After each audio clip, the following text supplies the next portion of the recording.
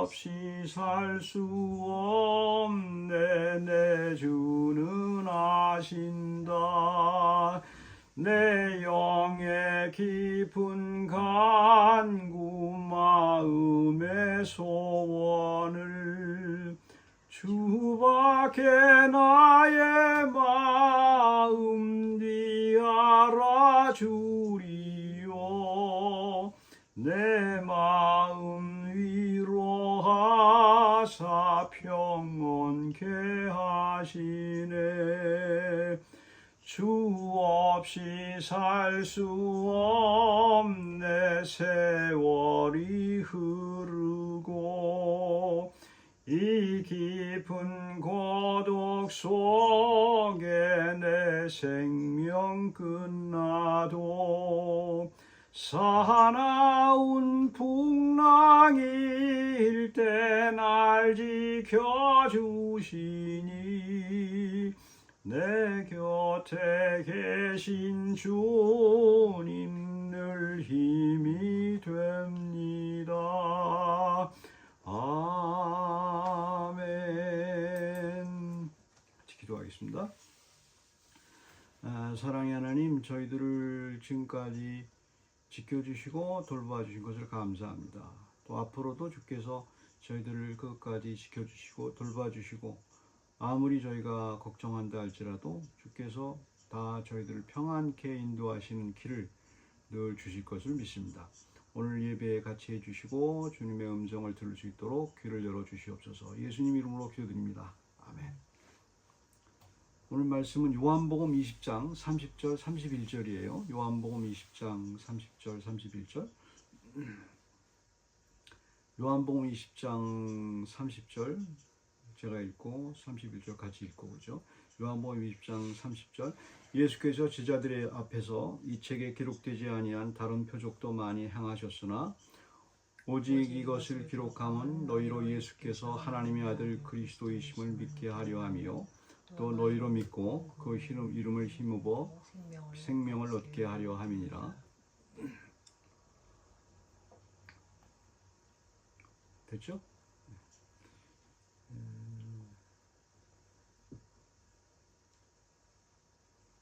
우리가 이제 살다 보면 이제 믿는다, 예수 그리스도를 믿는다는 거를 생각할 때 믿으려고 애쓰는 이제 그런 경향이 있죠. 예수님 보이지 않으시니까, 예수님이 보이지 않았으니까. 하지만 도마가 예수님을 이제 발견하고서 이제 예수님을 믿고 나서 예수님이 하신 말씀이 있죠.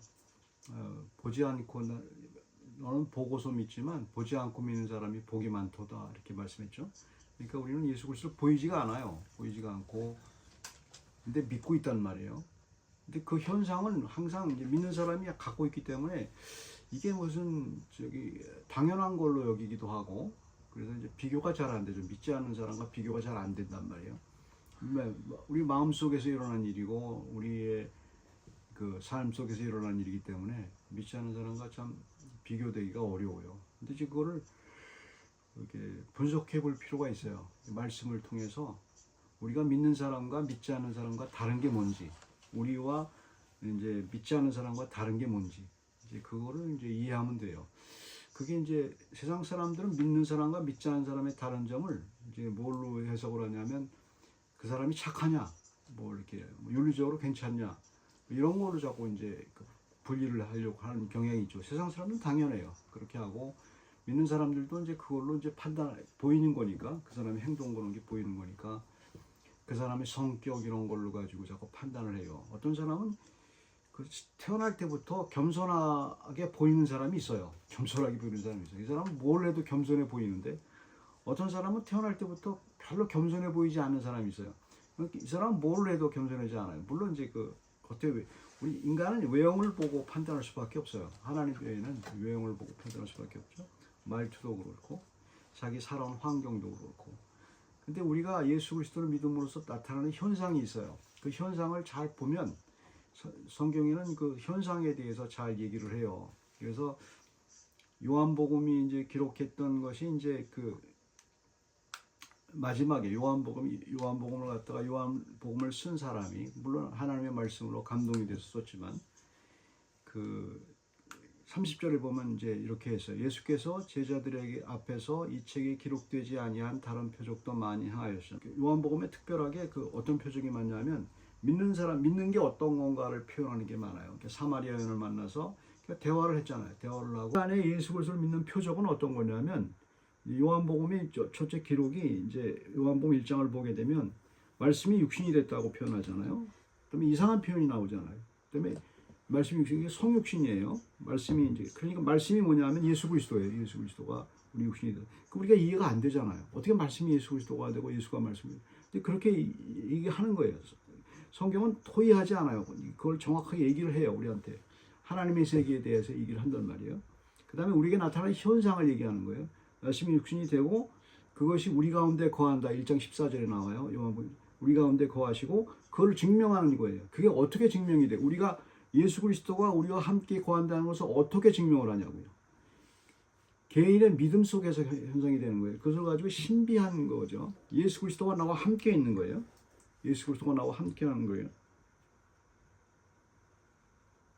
예수 그리스도가 나와 함께 하는 거예요. 예수 그리스도가 나와 함께 하는 건데 이제 함께 하는 것이 우리에게 감정이 없기 때문에 예수 그리스도 내 안에 있는지 없는지는 몰라요. 모르는데 그것이 나오는 현상을 이제 얘기를 해요. 그게 말씀으로부터 나와요. 말씀으로부터 이렇게 이제 나오는 현상이죠.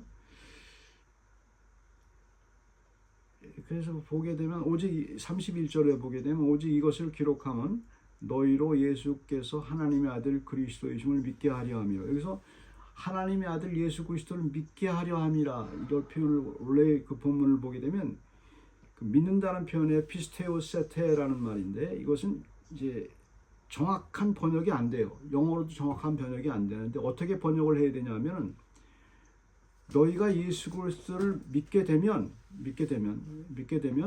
이제 어떤 현상이 일어난다는 거예요. 어떤 결정적인 현상이 표적 같은 결정적인 현상이 일어난다는 거예요. 그걸 표현하는 거예요. 그래서 어떻게 표현해야 되냐면 오직 이것을 기록하면 너희로 하나님의 아들 예수 그리스도를 믿게 하려 하며 이거는 이게 정확한 표현이죠. 그리스도를 믿게 하려 하며 믿게 한다는 것이 그리스도를 믿도록 어떤 현상이 우리한테 일어난다는 거예요. 믿게 되면 현상이 우리한테 어떤 행동이 우리에게 있단 말이에요. 근데 행동이 어떤 윤리적인 것을 표현하는 게 아니고 어떤 현상이 일어난다는 거예요. 그것을 믿고 근데 그 현상이 뭐냐? 그게 이제 생명이에요. 너희로 믿고 그 이름을 힘입어 생명을 얻게 하려 함이라.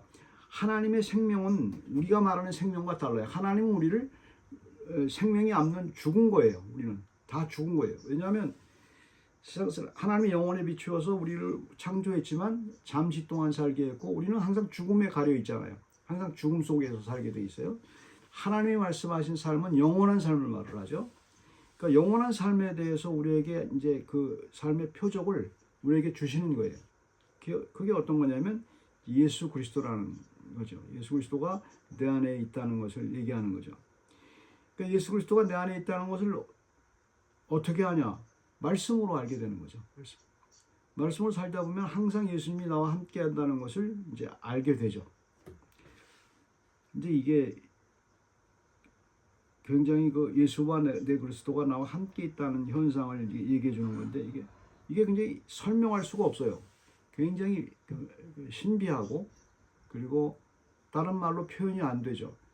그러니까 어떤 표적이 일어나는 것도 아니고 어떤 감정이 일어나는 것도 아니에요. 예수 그리스도가 하나님이라는 것은 그걸 증명하는 거예요. 만들 수도 있어요. 우리에게 감정을 만들 수도 있고 근데 평상시에는 안 만들어요. 예수 그리스도가 있는지 없는지 몰라요. 그런데 말씀을 보게 되면 아까 말씀드렸죠. 말씀이 육신이 됐고 그 말씀이 하나님이 우리에게 알려주시는 방법이 말씀밖에 없어요. 말씀밖에 없는데 그러니까 우리에게 하나님의 세계를 우리에게 알려주고 싶은데 방법이 없어요. 하나님의 말씀밖에 없단 말이에요. 그래서 말씀을 볼 때 거기서 예수 그리스도와 나를 발견하는 거예요. 그게 신기한 현상이에요. 그게 신기한 현상이란 말이에요. 그게 생명이란 말이에요. 그러니까 이제 말씀이 육신이 됐고 그래서 이게 신기한 거예요. 그러니까 성경을 보면은 그게 거기서 해석이 되는 거예요. 다른 사람들은 성경을 볼 때 예수 그리스도 믿지 않는 사람들은 성경을 볼 때 예수 그리스도가 내 안에 없는 사람들은 성경을 볼 때 그냥 그 세상적인 책이에요. 그리고 전혀 괜찮은 책이구나. 그렇게 얘기를 하죠. 아니 뭐 종교의 한 경전이구나 이렇게 얘기하잖아요. 근데 예수 그리스도를 믿는 사람들은 그걸 어떻게 해석을 하냐면 창세기부터 끝까지 예수 그리스도를 통해서 그러니까 나와 예수 그리스도를 같이 비교해서 해석이 된단 말이에요. 그래서 그분이 내 안에 있다는 것을 증명이 되는데 그게 자연스럽게 나오기 때문에 믿는 사람들에게 자연스럽게 나오기 때문에 그게 뭔지 몰라요. 그렇게 정적으로 나오니까 말씀을 볼 때마다 말씀을 또 들을 때마다 말씀을 생각할 때마다 예수 그리스도와 나를 함께 생각을 해요. 그러니까 이게 신기한 점이죠. 이거 유대인들은 예수 그리스도를 절대 같이 생각 안 해요. 예수 그리스도 절대 생각할 필요도 없고 예수도 부인하고 죽인 사람들이기 때문에 전혀 그걸 표현할 수가 없죠. 그러다 우리는 믿는단 말이에요. 살아계신 예수를 믿는 거예요. 그러니까 그분이 나와 함께 있는 거가 몰라요. 전혀 모른다고요. 있는지 없는지도 몰라요. 믿었을 때. 니고데모한테 말하기에 주님이 나한테 있는지 없는지 어떻게 합니까? 모르는 거예요. 뭐 바람처럼 왔다가 근데 언제 알게 돼요? 성경을 보고 거기서 말씀을 깨달을 때 그때 예수 그리스도와 나로 자꾸 해석을 하는 거예요. 그래서 이제 구약을 봐도 거기서 예수 그리스도와 나를 해석을 하죠. 근데 어떻게 해석을 합니까? 다윗을 보게 되면 다윗을 보는 게 아니고 다윗이 예수 그리스도의 전형이니까 예수 그리스도의 그 선조니까 예수 그리스도가 그 안에 있단 말이에요. 그래서 그렇게 해석을 하는 거예요. 다윗과 나를 생각하는 게 예수 그리스도와 나를 생각하는 거고. 물론 신약에 와서도 이제 그 예수 그리스도가 이럴 때 이제 나와 함께 있다는 것을 해석을 하는 거예요. 말씀을 해석을 하는 거죠. 그렇게 이제 해석을 하는 거죠.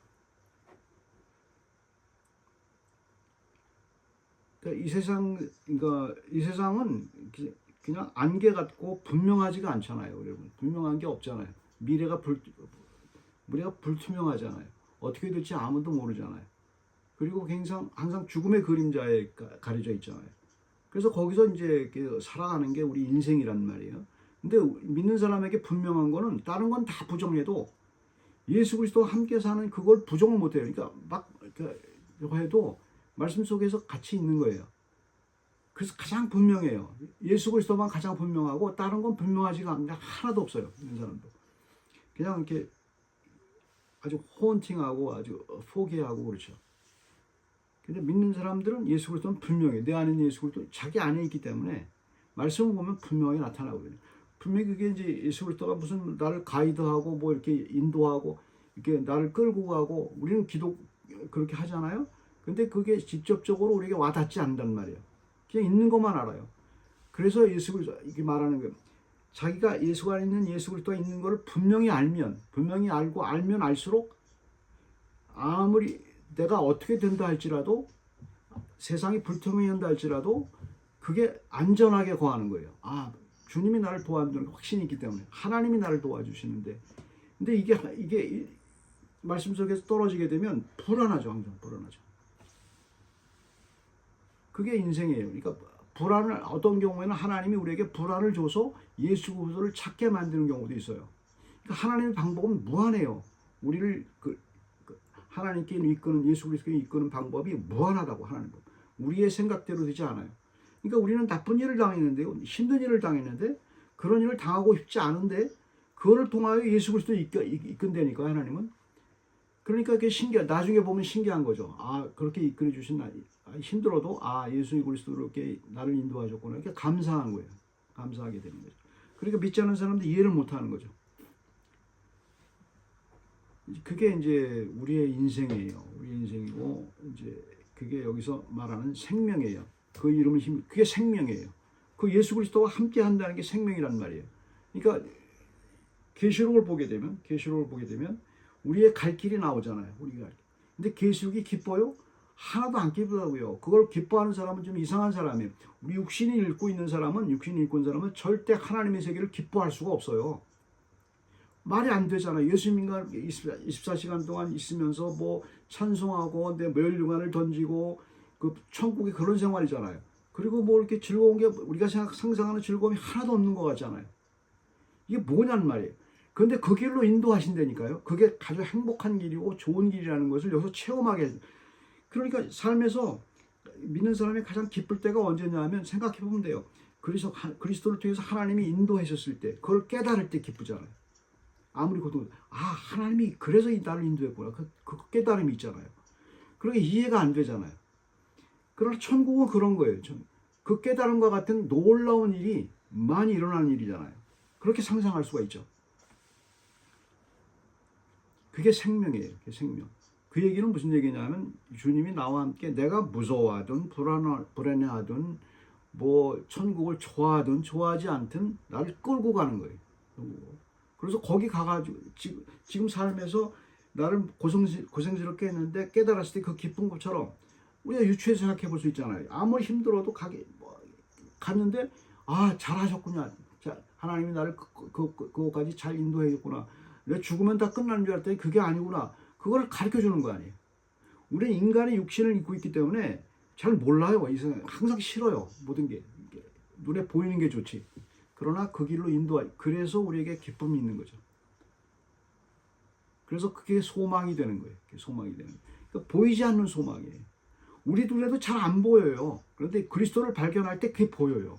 그래서 믿지 않는 사람과 믿는 사람이 차이점이 바로 그거예요. 그걸 모르기 때문에 그냥 세상의 어떤 즐거움을 가지고 이제 하늘나라의 즐거움으로 자꾸 비교하기 때문에 자꾸 이 세상에서 천국 생활을 하도록 해주겠다고 약속하지 않았냐 하나님이. 그러니까 자꾸 그쪽으로 가요. 그쪽으로 가는 게 기독교가 이제 이게 잘못된 기독교죠. 그냥 뭐 이렇게 기복신앙이라는 게 그쪽으로 가는 거예요. 어차피 세상에도 잘 살고 이 세상에서 잘 살고 이상한 기독교가 되는 거죠. 근데 이제 그게 대표적으로 전 세계에 퍼져 있는 기독교가 다 그러니까 그런가 보다 하죠. 그런가 보다 하고 이제 이렇게 사는 거죠. 믿는 사람들은 하나님이 끝까지 책임지시죠. 그 생명을 아는 사람들입니다. 믿는 사람들은 생명이 뭔지를 아는 사람들이에요. 죽음이 뭔지를, 생명이 뭔지를 아는 사람이에요. 생명을 갖고 있습니다. 같이 기도하겠습니다. 사랑의 하나님, 저희를 예수 그리스도를 통해서 생명이 뭔지를 알게 해주시고 산다는 것이 이 세상의 삶이 다가 아니고 천국의 삶을, 그리스도와 함께하는 삶을 그 미련한 저희들에게 잠깐 보여주시면서 그 맛을 보고 우리가 신앙생활을 하고 있습니다. 부족하지만 늘 하나님을 뵙기에 늘 부족하지만 그래도 말씀을 통해서 그리스도를 발견할 수 있도록 해주셔서 감사합니다. 주께서 저희들의 삶을 끝까지 지켜주시고 가장 저희에게 합당하고 개인적으로 좋은 길로 인도하실 것을 믿습니다. 우리가 아무리 잘못해도 주께서 끝까지 저희를 지켜주시고 붙들어 주실 것을 믿습니다. 감사하고 예수 그리스도 이름으로 기도드립니다.